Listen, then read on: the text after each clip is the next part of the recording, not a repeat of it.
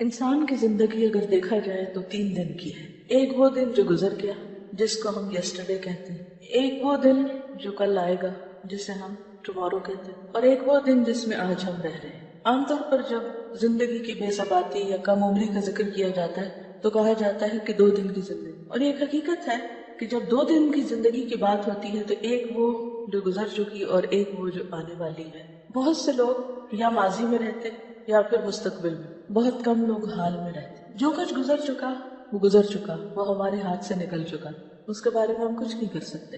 ہاں یہ ضرور ہے کہ جن باتوں پر، اپنے جن اعمال پر ہمیں پشیمانی ہے، شرمندگی ہے، ان پر ہم توبہ استغفار کر لیں. کسی نے ہم پر زیادتی کی ہے تو اس کو معاف کر دیں، اور اگر ہم نے کسی پر زیادتی کی ہے تو ہم اس سے معافی مانگ لیں. اس طرح انسان غم سے چھٹکارا پا سکتا ہے. اسی طرح مستقبل، فیوچر، ٹمارو، وہ کسی نے بھی نہیں دیکھا. کل کیا ہوگا ہم نہیں جانتے.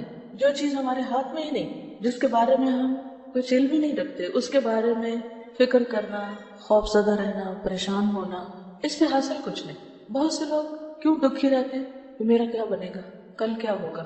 کل کیا ہوگا اللہ کو پتا ہے، کسی بھی انسان کو نہیں پتا. قرآن مجید میں واضح طور پر آتا ہے لا تدری نفس ماذا تکسب غدا، کسی کو نہیں پتا کل وہ کیا کمائی کرے گا. آج صبح میں پڑھ رہی تھی کسی کا واقعہ. ایک صاحب تھے، وہ اپنی زندگی میں بہت معتدل سے انسان تھے. جب خود پڑھ رہے تھے تو جتنا پڑھ سکتے تھے پڑھتے تھے. کبھی انہوں نے ٹاپ کرنے کی اور بہت اعلیٰ پوزیشن لینے کے لیے اپنی جان نہیں ماری. پڑھا ضرور لیکن سکون سے رہے. آخر ڈاکٹر بن گئے. جب شادی ہوئی تو بہت زیادہ خوبصورت لڑکی ڈھونڈنے کے پیچھے نہیں پڑے، ایوریج اچھی جو بھی ماں باپ نے تلاش کی، شادی کر لی. اس کے ساتھ بھی بہت اچھا نبھا کیا، اعتدال کے ساتھ رہے. ڈاکٹر تھے، ایک ہسپتال میں جاب ملی، کوئی پارٹ ٹائم ایکسٹرا کام نہیں کیا، زیادہ پیسے کمانے کے چکر میں نہیں پڑے، آرام سے کام کیا. بچے پیدا ہوئے، نارمل اسکولوں میں داخل کروائی کیونکہ بہت فیس نہیں دے سکتے تھے. شام کو خود پڑھاتے تھے اور آپس میں پیار محبت سے رہتے. ایک اعتدال کی زندگی تھی. جب لوگ امریکہ اور یورپ جانے کے شوق میں دوڑ رہے تھے تو انہوں نے اپنے ملک میں رہنا پسند کیا، اور پھر کچھ عرصے کے بعد مالدیپ کے ایک علاقے میں ان کو جاب ملی. وہاں چلے گئے. وہ علاقہ بھی بہت خوبصورت تھا، بہت سے افزا مقام تھا.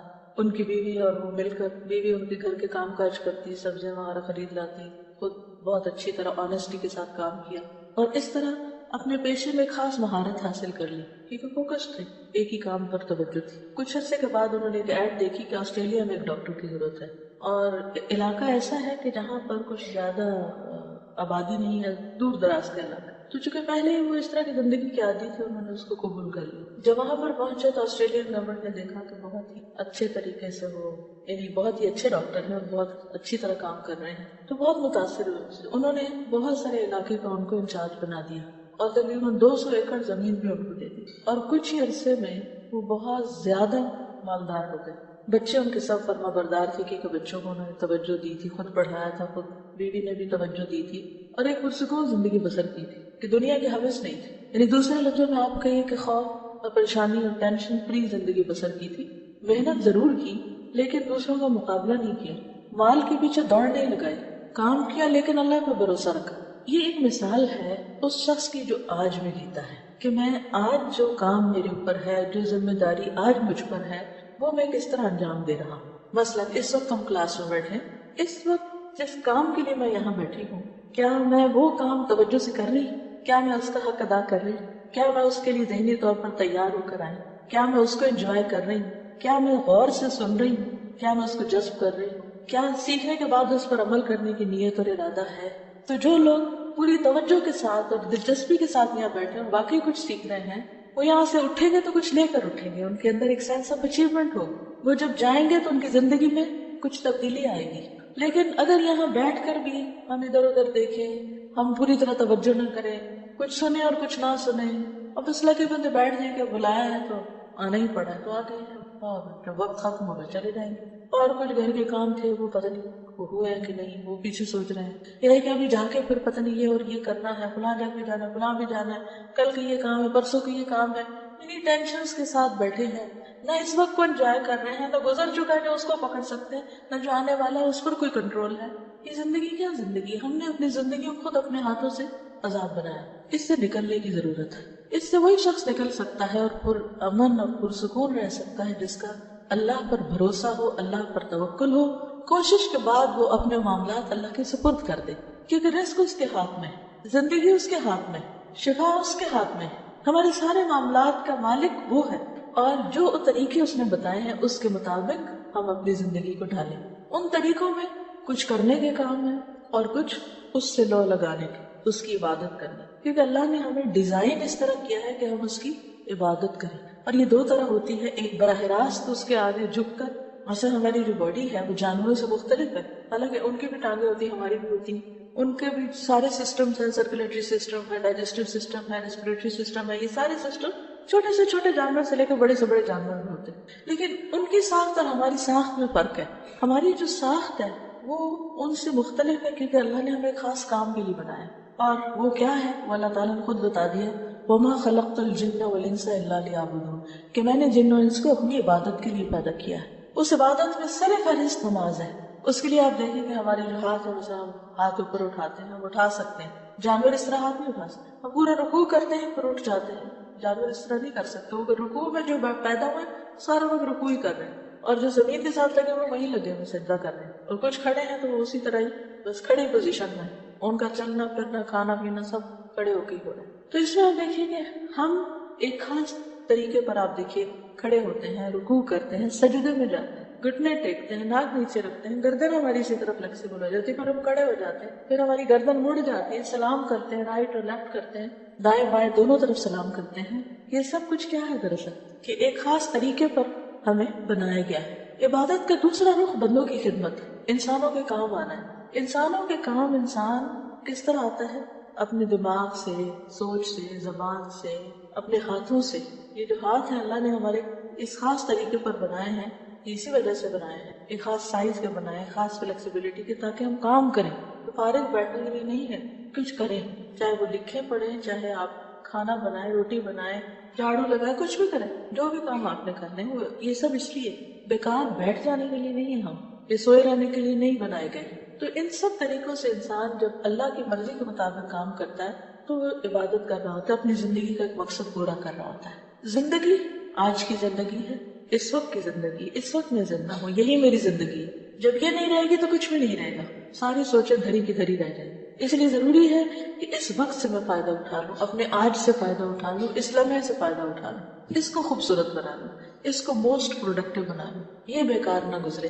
اس کے لیے ہمیں یہ دیکھنا ہے کہ کس وقت میں کرنے کا کیا کام ہے۔ سب سے پہلے ہمیں اگر اپنا ٹائم ٹیبل بنانا ہے ڈیلی، مثلا ایک دن کی پلاننگ کرنی ہے، تو سب سے فرسٹ اینڈ فارموسٹ ہمیں یہ دیکھنا ہوگا کہ فرائض کیا ہیں ہمارے، ان کو فل کر لیں۔ مثلا نمازیں سب سے پہلا فرض ہے، اب اس کے لیے ہمیں کتنے بجے اٹھنا ہے؟ یہ تو نہیں 7 بجے اٹھنا، 7 بجے تو نماز چلی جائے گا، آپ نے اپنا فرض مس کر دیا، تو آپ کا تو ٹائم پروڈکٹیو نہیں، آپ کے تو دن کا آغاز ہی غلط ہوا، آپ نے تو اللہ کی نافرمانی سے دن کا آغاز کیا، اللہ کی رحمت کہاں سے آئے گی؟ آپ نے اللہ کو ناراض کر کے دن کا آغاز کیا۔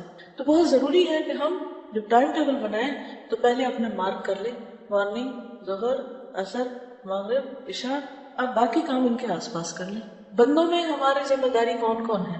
ہمارے بچے ہیں یا ہمارے اسٹوڈنٹس ہیں یا ہمسائے ہیں یا کون ہے، جو بھی کوئی ہے، ان کے طرف سے ہمارے اوپر کیا ذمہ داری ہے؟ اس میں بچے ہیں تو ان کو کھلانا پلانا سلانا جگانا اسکول بھیجنا پڑھانا، یہ ساری چیزیں، کیونکہ وہ آپ ہی کی ذمہ داری۔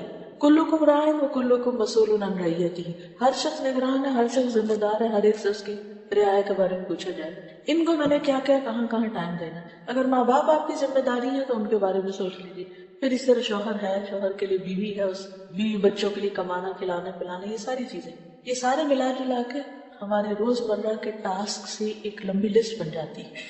یہ سارے ٹاسک لکھے ہوئے ہونے چاہیے اور اپنے آپ کو چیک کرتے رہنا چاہیے، کیا میری عبادات پوری ہیں، کیا میرے فرائض پورے ہیں، ذمہ داریاں جو بندوں کی پوری ہیں۔ پھر اگر ہم ایک ٹیچر ہیں تو اس اعتبار سے ہمارے اوپر کیا ذمہ داریاں ہیں، اس کے لیے ہمیں اپنے آپ کو پریپیئر کرنا چاہیے۔ اگر ہم کہیں کام کرتے ہیں، کوئی اور جاب کرتے ہیں، کچھ بھی کرتے ہیں، اس کے بارے میں ہمیں پتہ ہونا چاہیے کہ ہم نے کیا کرنا ہے۔ تو کیا کرنا ہے، کیوں کرنا ہے، کب کرنا ہے، کیسے کرنا ہے، کتنا کرنا ہے، یہ معلوم ہونا بے حد ضروری ہے۔ تو کیا کہ تو آپ لسٹ بنا لیں ٹاسک سارے، کیا کرنا ہے، کیوں کرنا ہے، کوئی بھی کام کیوں کرنا ہے آپ، اور پھر کتنا کرنا ہے مجھے، کیونکہ کام تو اتنے ہوتے ہیں بعض اوقات کہ آپ اگر ساری رات بھی لگے نا، سارا دن بھی تو ختم نہیں ہو سکتے۔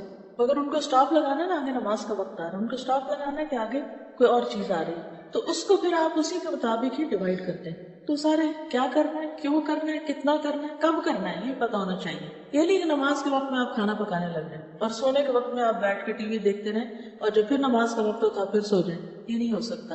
یہ پھر آپ نے آج کا دن ضائع کر دیا اس کی تقسیم غلط کر کے. اوقات کیا کرنا ہے، کیوں کرنا ہے، کتنا کرنا ہے، کب کرنا ہے اور کیسے کرنا ہے. جس شخص کو یہ پتا کہ کوئی کام میں نے کیسے کرنا ہے وہ بہت اچھی طرح امن کے ساتھ زندگی بسر کر لے. اب یہاں سے شروع ہوتا ہے، کیسے سے شروع ہوتا ہے علم. اس کے لیے علم حاصل کرنا ضروری ہے. مجھے نماز پڑھنی تو کیسے پڑھنی ہے، کیا کیا کرنا مجھے اس میں، تو کیسے کے لیے جاننا ضروری ہوتا ہے، یعنی علم حاصل کرنا ضروری ہوتا ہے. حتیٰ کہ اللہ سبحانہ وتعالیٰ فرماتے ہیں قرآن مجید میں فَعْلَمْ أَنَّهُ لَا إِلَهَ إِلَّا، جان لو، علم حاصل کرو کہ اس کے سوا کوئی معبود نہیں. اس کو بھی جاننا ضروری ہے. اس کا بھی علم حاصل کرنا چاہیے کہ واحد کیوں، وہی کیوں معبود ہے، کوئی اور کیوں نہیں ہو سکتا. کیا اس کا کوئی پارٹنر ہے، شریک ہے، یا صرف وہی ہے. یہ بھی ہمارے جاننے کی بات ہے. پھر اس کے بعد جب آپ یہ سارا کچھ کر لیں گے اور اپنے اپنے وقت پر صحیح نیت کے ساتھ اپنی ذمہ داریوں کو نبھائیں گے تو آپ کی یہ زندگی انتہائی پرسکون ہو جائے گی. جب آپ کو اپنے کام کرنے کے طریقے آ گئے. ابراہیم علیہ السلام نے جب اللہ کا گھر بنایا تھا کس کے لیے بنایا تھا؟ اللہ تعالیٰ نے فرمایا کہ میرے گھر کو طواف کرنے والوں کے لیے وَطَهِّرْ بَيْتِيَ لِلطَّائِفِينَ وَالرُّكَّعِ السُّجُودِ تک، تو ان سب کے لیے صاف رکھو گھر. لیکن ساتھ ہی انہوں نے ایک دعا مانگی تھی وَأَرِنَا مَنَاسِكَنَا، کہ اللہ ہمیں ہمارے مناسک عبادت کے طریقے ہمیں سکھا دے. یہاں سے علم کی ضرورت محسوس ہوتی ہے انسان کو کہ سیکھ کے کرتا ہے انسان. ہر چیز سیکھنے کی ضرورت ہوتی ہے، حتیٰ کہ کھانا پینا بھی، یعنی صرف کھانا، خود کھانا ہے، آپ نے اپنا پیٹ بھرنا ہے، وہ کھانے کا طریقہ بھی آنا چاہیے آپ کو. یہ کیسے کھانا ہے. آپ نے دیکھا کہ کچھ لوگوں میں کھانے کے مینرز بالکل نہیں ہوتے. بہت کچھ پڑھ لکھ جاتے ہیں لیکن ان کو طریقہ نہیں آتا کھانے کا، چبانے کا طریقہ نہیں آتا، کھانے کا نہیں آتا، اور بھی اسی طرح. تو ان میں اور جانوروں میں فرق کوئی نہیں رہ جاتا. اب جانور جیسے جگالی کرتے رہتے، اگر انسان بھی ایسے کرتے رہے تو کیا حاصل ہوگا؟ کوئی فرق نہیں رہے گا. میرے خیال ہے مائیں اگر لے کے کھڑی ہو جائے نا بچے کو، یہ بھی سیکھنے کا طریقہ ہے کہ کلاس روم میں بچے کو خاموش کیسے کروانا ہے تاکہ باقی لوگ واقعی سن سکیں. کیونکہ ماں بننا کافی نہیں ہوتا، یہ سیکھنا ضروری ہے کہ بچے کو پالنا کیسے، بچے کو خاموش کیسے کرانا ہے، بچے کو کھلانا کیسے، پلانا کیسے، سلانا کیسے، چپ کیسے کرانا، بلوانا کیسے. یہ سب کچھ بھی سیکھنے سے تعلق رکھتا ہے. تو بہرحال بات یہ ہے کہ ہر چیز سیکھنے کی ضرورت ہوتی ہے اور سیکھنے کی بہت فضیلت ہے. اب سیکھنے میں بہت سی چیزیں ہم پیسیولی سیکھتے ہیں. پیسیولی سیکھنے کا کیا مطلب ہے کہ ہر وقت ہماری یہ کھڑکیاں کھلی ہیں، کان بھی کھلے، آنکھیں بھی کھلے. کچھ چیزیں ہم دیکھ کے سیکھ رہے ہوتے ہیں بغیر کسی انٹینشن کے، خود بخود ہمارے اندر جاری. کچھ چیزیں ہم سن رہے ہوتے ہیں، آواز سے آ رہی ہوتی ہے اور ہم سیکھ رہے ہوتے ہیں. مثلاً آپ گھر سے نکلے کسی کام سے، رستے میں کوئی میوزک کی آواز سنی، آپ نے کوئی گانا لگا ہوا تھا، کسی نے آپ کو نہیں سکھایا، وہ گانا آپ نے سنا اور تھوڑی دیر کے بعد آپ خود بھی اسی ٹیون میں گانے لگ گئے. یہ کیا ہوا آپ کے ساتھ؟ کیا آپ گھر سے گانا یاد کرنے کے ارادے سے نکلے؟ نہیں، لیکن بغیر آپ کے ارادے نیت کے وہ آپ کے ازبر ہو گیا، آپ نے سنا اور آپ کو یاد ہو گیا. تو اسی طرح کچھ چیزیں انسان نہ چاہتے ہوئے بھی سیکھتا چلا جاتا ہے. اس لیے بہت ضروری ہوتا ہے کہ اچھے لوگوں کی کمپنی میں ہو. اچھے لوگوں کی کمپنی سے انسان بہت سی چیزیں بغیر کسی تکلیف کے سیکھ جاتا ہے، صرف دیکھ دیکھ کے سیکھ جاتا ہے، سن سن کے سیکھ جاتا ہے. تو اچھی کمپنی میں ہونا جو ہے یہ اللہ تعالیٰ کی ایک بہت بڑی رحمت ہے، بہت بڑی نعمت ہے. اور پھر اس کے بعد انسان نیت، ارادے اور کوشش کے ساتھ سیکھے. تو آپ سب اپنی ایک لسٹ بنائیں کہ آپ کو ابھی تک کیا کیا نہیں آتا جو آپ کو آنا چاہیے. مثلا اللہ نے ہم کو اپنی عبادت کے لیے پیدا کیا لیکن ہمیں عبادت کرنی نہیں آتی، ہمیں نماز پڑھنی ہی نہیں آتی، ہمیں زکوٰۃ دینے کا طریقہ ہی نہیں پتا. ہم کوئی راہ چلتے اس سے کچھ پوچھ لیتے، اس سے وہ کچھ بتا دیتا، وہ کچھ، پھر دونوں کی کنفیوژن پہ کہتے ہیں چھوڑو پر اس کام کو کیا کرنا. لیکن جو فرائض ہے تو پوچھ ہوگی، آپ نہیں کریں گے تو پوچھو گی، غلط کریں گے تو پوچھو گی، لہٰذا سیکھنا ضروری ہے. تو ایک تو آپ اپنی ضرور لسٹ بنائیں کہ ابھی تک آپ کو کیا کیا نہیں آتا، جو آپ کو ایک بنیادی طور پر اپنی ذات کا خیال رکھنا، اپنے بچوں کا خیال رکھنا، اپنے گھر کا، اپنے انوائرمنٹ کا، اور جس کام کے لیے آپ پیدا ہوئے اللہ کی عبادت میں، وہ آنا ہی چاہیے. اگر وہ نہیں آئے تو آپ نے اپنی زندگی گنوا دی، چاہے آپ ڈھیروں کتابیں پڑھ لیں. اس لیے آپ نے دیکھا ہوگا کہ بعض اوقات کچھ لوگ بہت ہائیلی ایجوکیٹڈ ہوتے ہیں، بڑی ڈگریوں کے مالک ہوتے ہیں، لیکن ان کی گھریلو زندگی جہنم ہوتی ہے. ان کو آپس میں نباہ نہیں کرنا آتا، ہسبینڈ وائف کو نباہ نہیں کرنا آتا، بچوں سے بات نہیں کرنی آتی، ان کی بات نہیں سمجھتے.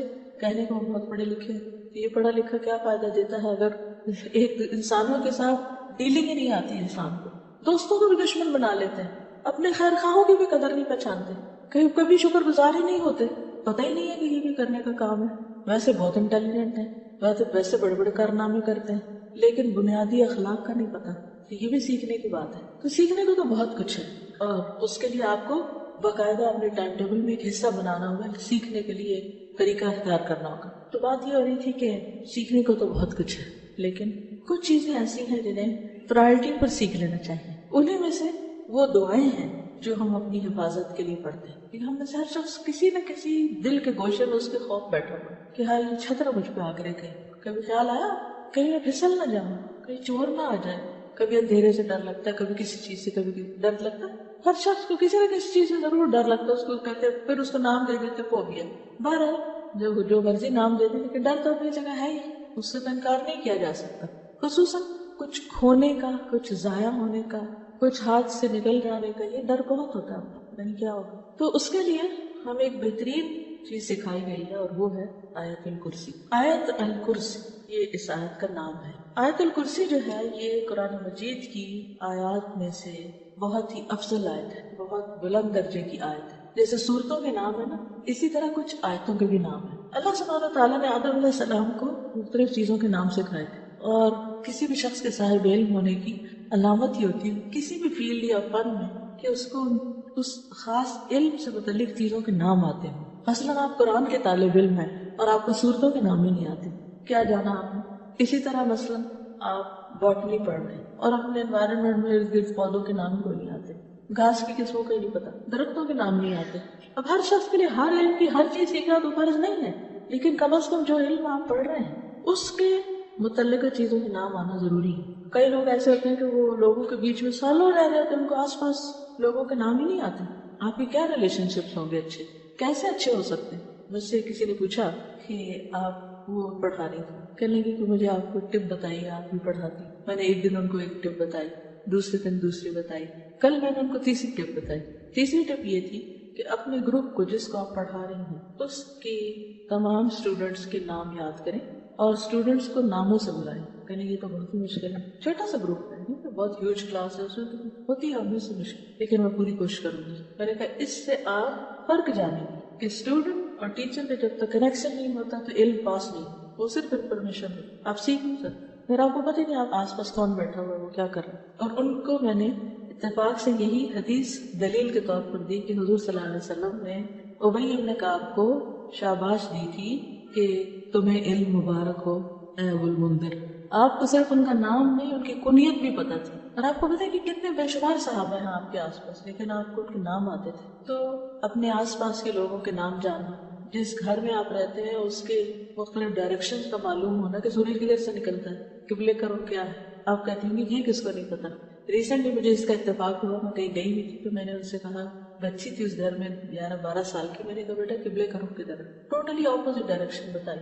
میں چونکہ نیچے گھر سے جب آ رہی تھی تو میں نے مسجد دیکھی تھی کارنر پہ، اور اس میں ہم نے گاڑی روک کے بچوں نے نماز پڑھی تھی، تو مجھے پتا تھا کہ ڈائریکشن اس طرف ہے. بچی بالکل الٹ بتا رہی تھی، مجھے بہت پریشانی. میں نے کہا کہ 10 سال کی عمر میں بچے کو نماز پڑھنی چاہیے. اگر کوئی بچہ روز نماز پڑھتا ہے تو اس کو اپنے گھر میں قبلے کا رخ لازم معلوم ہونا چاہیے، یا نہیں؟ یہ علم ہے نا یہ بھی. اگر ہمارے بچوں کو اپنے ہی گھر میں قبلے کا رخ پتہ نہیں، اس کا مطلب ایک فرائض میں سے ایک فرض ان کا چھوٹ رہا ہے. وہ خود تو پتہ نہیں کہ آپ پڑھتے ہیں یا نہیں، کہ مہمان کو بھی غلط بتا دیں اس کی نماز بھی گئی. تو یہ بے حد ضروری ہے کہ ہم فرض درجے کے جو علم ہے آپ کا وہ ہم ضرور جانیں. تو بہرحال کہنے کی بات یہ تھی کہ قرآن مجید کی مختلف آیات کے بھی نام ہیں، سب کے نہیں ہیں لیکن کچھ کے، مثلا آیت دین ہے، آیت الکرسی ہے. تو آیت الکرسی وہ آیت ہے جس میں کرسی کا لفظ آتا ہے، اور یہ قرآن مجید کی سب سے اعلیٰ اور افضل آیت ہے. اس کے بارے میں آتا ہے کہ حضرت ابی بن کعب کہتے ہیں یہ ایک عالم صحابی تھے، اہل کتاب کے علماء میں سے تھے، اسلام لے آئے اور کاتب وحی بھی تھے. وہ کہتے ہیں کہ رسول اللہ صلی اللہ علیہ وسلم نے فرمایا، اے ابو المنذر، کیا تجھے معلوم ہے کہ کتاب اللہ میں سے تمہارے پاس کون سی آیت سب سے افضل ہے؟ میں نے عرض کیا اللہ اور اس کا رسول ہی بہتر جانتے ہیں. آپ نے فرمایا، اے ابو المنذر، کیا تجھے معلوم ہے کتاب اللہ میں سے تمہارے پاس کون سی آیت سب سے افضل ہے؟ دوبارہ پوچھا. میں نے عرض کیا اللہ لا الہ الا هو الحی القیوم، یعنی آیت الکرسی. آپ نے میرے سینے پر ہاتھ پھیرا شاباش دینے کے لیے اور فرمایا، ابو المنذر، تمہیں علم مبارک ہو، یعنی تم جانتے ہو. اس ایک حدیث کے اندر بہت کچھ ہے سیکھنے کے لیے. مثلا سب سے پہلے تو نبی صلی اللہ علیہ وسلم کا طریقہ تعلیم معلوم ہوتا ہے کہ آپ نے اپنے صحابی کو سوال کیا، یہ نہیں کہا کہ میں تمہیں بتاتا ہوں. ہمیں تو کوئی بات پتا ہو تو ہم کیا کہتے ہیں، ادھر میں تمہیں بتاؤں. لیکن آپ نے پوچھا. کیوں پوچھا؟ کہ اگر انہیں پہلے سے معلوم ہے تو اس سے کیا ہو.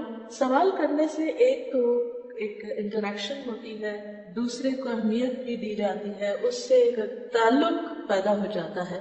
اور پھر اس کے بعد یہ ہے کہ صحابی کے پارٹ پر یہ بات پتہ چلتی ہے کہ صحابی جو ہیں وہ کہتے ہیں کہ اللہ اور اس کا رسول بہتر جانتے ہیں. حالانکہ پتہ ہے ان کو، لیکن پھر بھی کیا کہتے ہیں، اللہ اور اس کا رسول بہتر جانتے ہیں. کیوں؟ تاکہ اگر میرے علم سے زیادہ وہاں ہے تو پہلے مجھے وہ مل جائے. میں اگر ایک بات بتا دوں گا جو مجھے پتا ہو سکتا ہے کہ مجھے اگلی چیز نہ پتا. لیکن حضور صلی اللہ علیہ وسلم بھی محسوس کر رہے ہیں کہ ان کو معلوم ہے، شاید یہ جھجک رہے ہیں یا اس کا مظاہرہ کر رہے ہیں. آپ دوبارہ پوچھتے ہیں اور اسی ٹون میں پوچھتے ہیں، اے ابو المنذر، کیا تمہیں معلوم ہے کہ کتاب اللہ میں سے سب سے افضل آیت کون سی ہے؟ تو پھر اس پر وہ جواب دیتے ہیں، میں نے عرض کیا اللہ لا الہ الا هو الحی القیوم. پھر آپ سینے پہ ہاتھ پھیرتے ہیں، اس طرح تھپکی دیتے ہیں. اس کا مطلب ہے کہ وہ قریب بیٹھے ہوئے ہیں، ریچ میں ہے آپ کی. ہو سکتا ہے دور بھی ہو تو بلا کے شاباش دی. تو طالب علم کو تھپکی دینا یا اس پہ ہاتھ پھیرنا یا شاباش دینا اس کی ہمت بندھاتا ہے، اس کو انکریج کرتا ہے، اس کو اور زیادہ علم کا شوق دلاتا ہے. اور پھر آپ فرماتے ہیں کہ تمہیں علم مبارک، شاباش. آپ خوش ہو جاتے ہیں اور دعا دیتے ہیں. اچھا، ہم عام طور پر کسی کو کوئی بات پتا ہو یا کسی کو معلوم ہو تو اس پر اس کی تعریف نہیں کرتے یا اس کی ہمت نہیں بندھاتے، جبکہ استاد کا فرض بنتا ہے کہ اچھا جواب آنے پر، درست جواب آنے پر ضرور کچھ نہ کچھ دعا دیں اسے، بارک اللہ فیکم، شاباش، کوئی بھی اچھا ورڈ، یہ گڈ اسٹروک دیں. تو اس حدیث سے پتہ چلتا ہے کہ آیت الکرسی جو ہے یہ سب سے اعلیٰ افضل آیت ہے.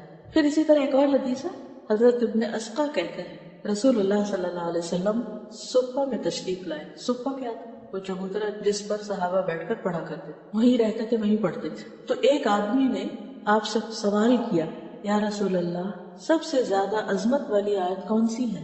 آپ نے فرمایا اللہ لا الہ الا هو الحی القیوم، یعنی پوری آیت الکرسی. تو اس سے بھی بات مزید واضح ہو جاتی ہے، اس کو تقویت ملتی ہے کہ یہی آیت سب سے افضل ہے. اب اس آیت کو ایک طرف تو سب سے افضل کہا گیا اور دوسری طرف اس آیت کو حفاظت کا ذریعہ بتایا گیا. اس کے لیے ایک بہت لمبی حدیث ہے، لیکن ایک واقعہ ہے پورا جس سے ہمیں پتہ چلتا ہے کہ آیت الکرسی جو ہے یہ شیاطین کے شر اور فتنوں سے محفوظ رکھتی ہے. انسان کو حفاظت کے لیے سب سے زیادہ جس چیز کی ضرورت ہے وہ اپنے دشمنوں سے حفاظت. دشمنوں میں سب سے بڑا دشمن شیطان، اور شیطان نظر نہیں آتا. باقی دشمن تو اگر کوئی آ رہا ہماری طرف تو ہم بھی جواباً مارنے کے لیے تیار ہیں، مگر جو نظر ہی نہیں آ رہا تو اس کا کیا بنے گا؟ جو نظر نہیں آ رہا اس سے کیسے بچے؟ ہم بچ سکتے، ہم اس کو مقابلہ کر سکتے، پکڑ سکتے ہیں. کیا ماریں گے اس کو؟ مجھے یاد ہے چھوٹی سی تھی تو میرے والدین جب کہتے تھے کہ وہ شیطان آ گیا تو وہ کہتے کدھر ہے، میں ڈنڈا اٹھا لیتی کدھر ہے، میں اس کو ماروں گی. لیکن ڈنڈے سے تو نہیں مار سکتی شیطان کو آپ. ہاں، آیت الکرسی پڑھے تو اس پہ ڈنڈا ضرور پڑے گا، لیکن اگر آیت الکرسی ٹھیک ہی نہیں آتی ہے آپ کو تو اس کا کیا اثر ہوگا؟ تو صحیح تلفظ بھی آنا چاہیے اور اس کو پڑھنا بھی چاہیے اور اس کا معنی بھی جاننا چاہیے اور اس کی فضیلت بھی معلوم ہونی چاہیے. اور یہ وہ علم ہے جس پر آپ صلی اللہ علیہ وسلم نے شاباش دی تھی. تو اگر آپ کو بھی یہ پتہ چل جائے گا تو وہ شاباش صرف ان کے لیے نہیں پر آپ سب کے لیے بھی. بہرحال حدیث ہے، حضرت ابو ہریرہ سے روایت ہے، مجھے رسول اللہ صلی اللہ علیہ وسلم نے صدقہ فطر کی حفاظت کے لیے محافظ مقرر کیا، یہ گارڈ بنایا.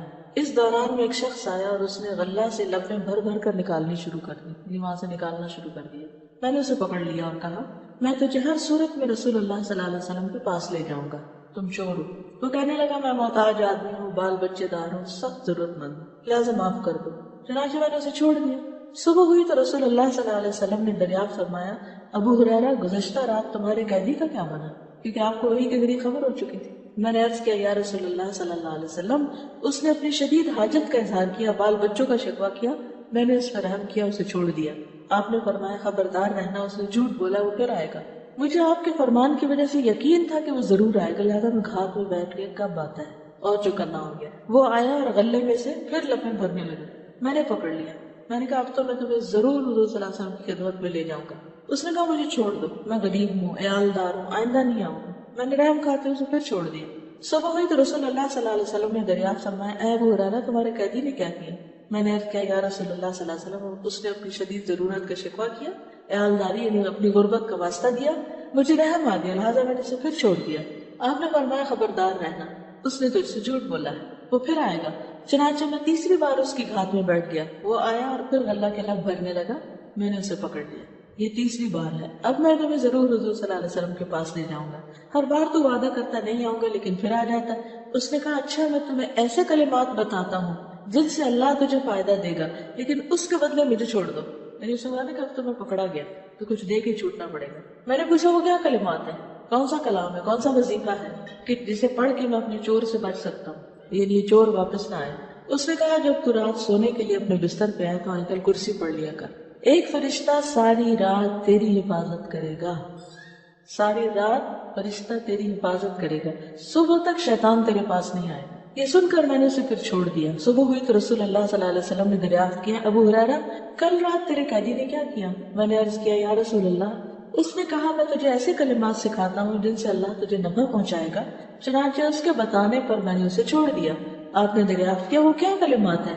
मैंने अर्ज किया, उसने बताया कि जब तू रात अपने बिस्तर पर आए तो अव्वल से आखिर तक आयतुल कुर्सी पढ़ ले, अल्लाह की तरफ से एक फरिश्ता रात भर तेरी हिफाजत करेगा और शैतान तुम्हारे करीब ना आएगा।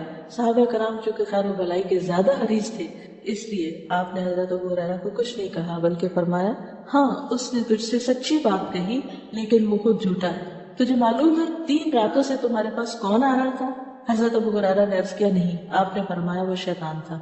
ये सही बुखारी की रिवायत है। तो इस हदीस से क्या पता चलता है? सारी रात तुम्हारी हिफाजत करेगा एक फरिश्ता अल्लाह भेज देगा, शैतान तुम्हारे पास नहीं आएगा, फिर वो डराएगा नहीं, फिर सुबह की नमाज में उठने में आसानी हो जाएगी, बहुत सारे फायदे हैं उसके। और